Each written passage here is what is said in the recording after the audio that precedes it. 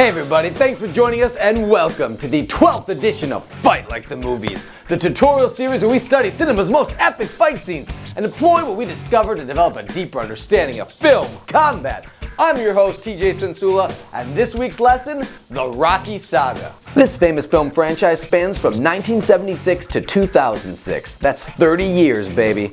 The first and fifth film were directed by John Avildsen, with movies 2, 3, 4, and 6 helmed by the main man himself, Mr. Sylvester Stallone. Stunt coordinators credited on the series include Jim Nickerson, Ron Stein, Bobby Bass, and Mark D'Alessandro. Hey, yo, let's roll it. The Rocky Saga not only chronicles the combat career of the title character, it documents the evolution of cinematic fighting over a 30-year time span, revolutionizing the landscape of on-screen action both with daring and dynamic choreography and even more so with the development of the Steadicam. Like the character of Rocky, Sly Stallone is a southpaw. Because of how dramatically a lefty affects style, stance, and strategy, it adds another layer of depth to the fight. It delves even deeper when a real-life injury forces Stallone to fight right-handed in Rocky 2. Just when his opponent thinks he knows what's what, Rocky changes the game. How's that for rolling with the punches? The third film ups the ante even more by delivering 2 title fights against the larger-than-life Mr. T.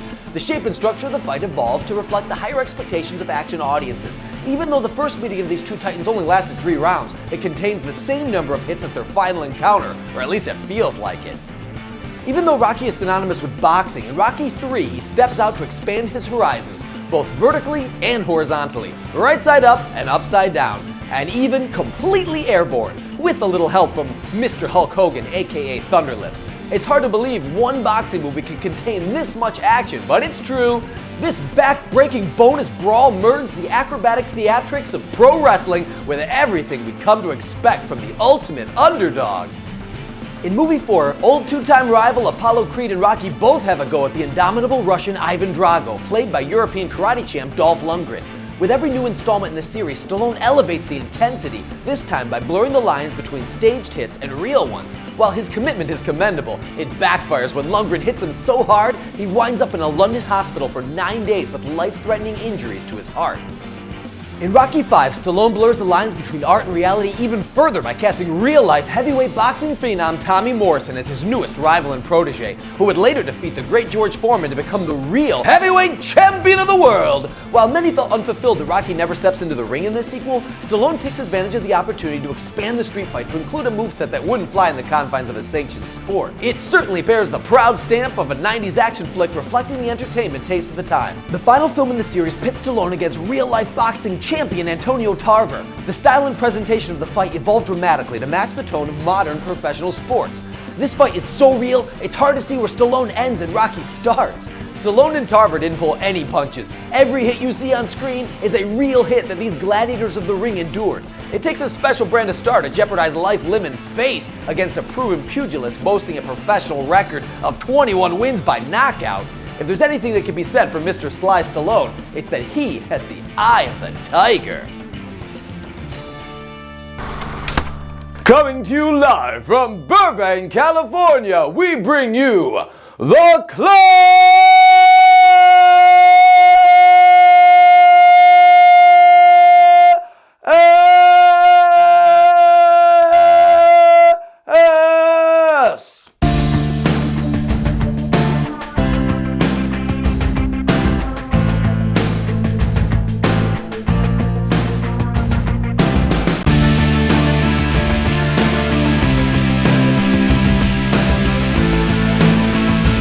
Better lace up those gloves and get ready to rumble, because it's time for action! More than any other fight style, hand-to-hand can spiral out of control very quickly because we trust ourselves with our hands, probably more than we should, because we think that we're a master of this instrument. And there's a good reason for that. We use it every day, and we're comfortable with the capabilities of our hands. Sometimes, when it comes to staged fighting, too comfortable. Fists might seem like the most intuitive weapon to wield, but that's partly what makes them difficult. We understand the distance that it takes to be able to, handle a doorknob or push down a toaster. So when we're facing off against somebody with these, the tendency for most people, especially people with fight experience, is to hit full reel. But it doesn't matter whether or not you would make contact with them in real life. according to the perspective of the camera. So the first thing we did was we tested it out with a string. You attach one string to the lens of the camera and then the other string to the target. When you're attacking, your fist needs to break that string, and that's going to register from the camera's perspective as a hit. You could be 10 feet away from the other guy and it doesn't really matter as long as you have your angles right. The key points are we want to keep our knees bent and our head up. You want to make a few changes between how you might really box and how you would box in a movie. Of course, Sylvester Stallone, the fight coordinators, and the other actors in the film understood this because in a real boxing match, you put your hands down, you're going to get hit in the face.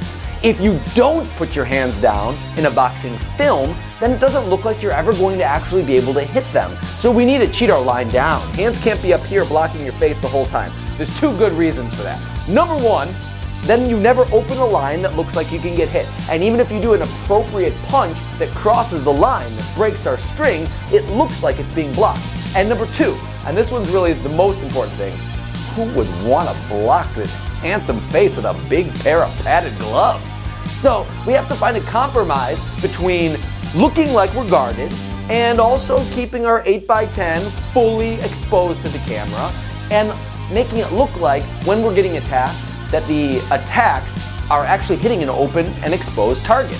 So our primary arsenal, we did some jabs, we did crosses, we did a few hooks and uppercuts. Of course, incorporating some ducks and dodges and maybe some covering.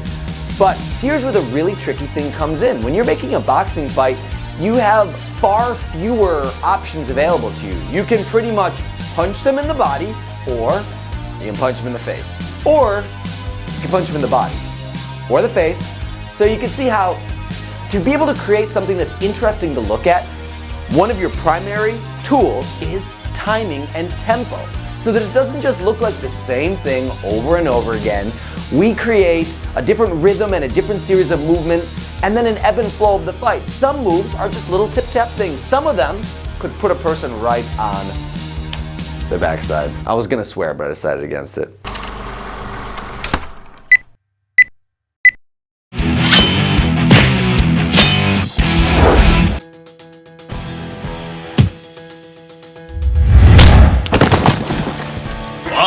You haven't lost it, Drongo. Yeah, this is great. Apollo and I used to hang out like this. Good workout. See, I'm done. Yeah, don't have too much rust on the old armor, huh?